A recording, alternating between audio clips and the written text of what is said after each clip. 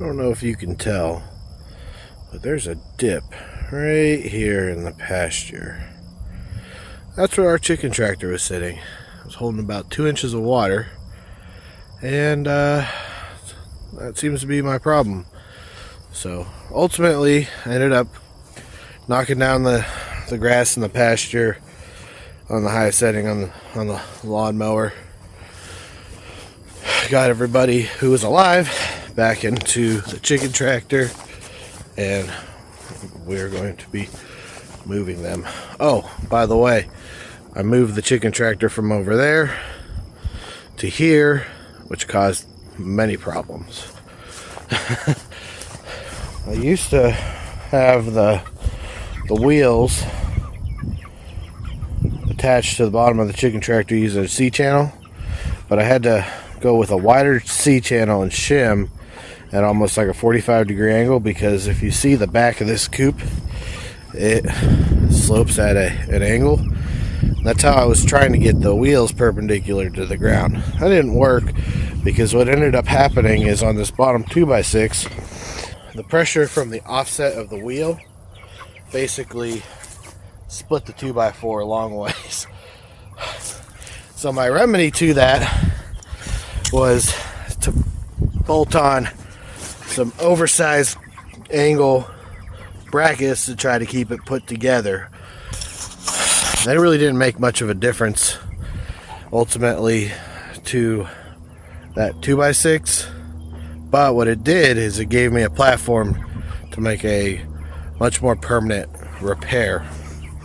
So what I did is right here is, because this is an angle, it is supported by both sides of the corner, and I welded this pin on here perpendicular to the ground to give the wheel a nice stable platform. The cool thing about this piece of angle is because it's supported on two sides, and these bolts prevent it from twisting, and it also lifts up the corner. This seems to be a more stable arrangement for this, and so far it's been working out well.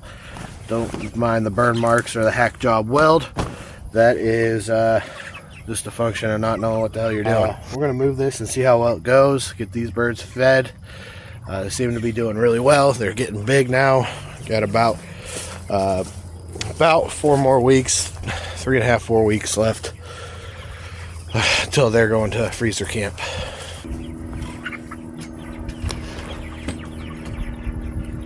Oh, I forgot to mention that these cheap tires, one, they're soft, so I thought it was going to be a good thing, but they're not.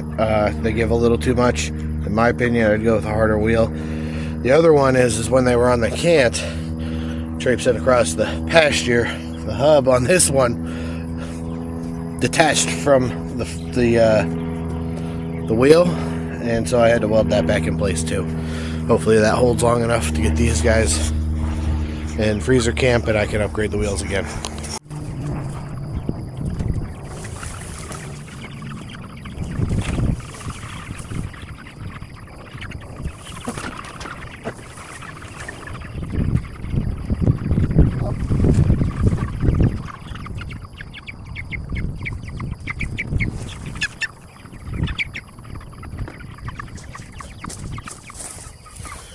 Every time you fix a problem, you end up with an unintended consequence.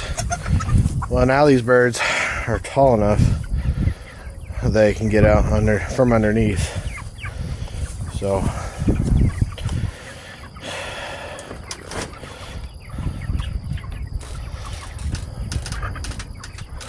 maybe if I lower my bumper, it'll help. The nice thing about these wheels is if I need to lower their height, I can flip them over and put them on the other side, and it'll lower it about 2 inches, because the axle is actually on the bottom, so I can put it on the top, and I believe that would solve the height issue problem, but it would not improve my ground clearance, which is why I wanted these wheels to begin with.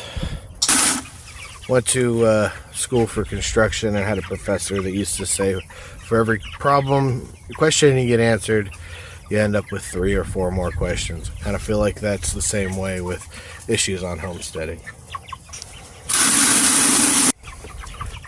I'm finding these guys are drinking a ton of water.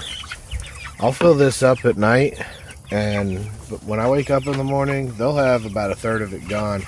And if I don't fill it up in the morning, they'll drink it all the way dry. Kind of a bummer, but you gotta do what you gotta do. I think I might put two buckets side by side and maybe plumb them together to give myself about 10 gallons. I think as these guys get bigger and the weather warms up, they're gonna need more water in a day. Well, feeding them was a lot easier without having 3 heat lamps in there. I also moved the solar charger. That way we can ride around the pasture without having to go around my hot wire. Get that turned on. Get that guy turned off. Shut gates.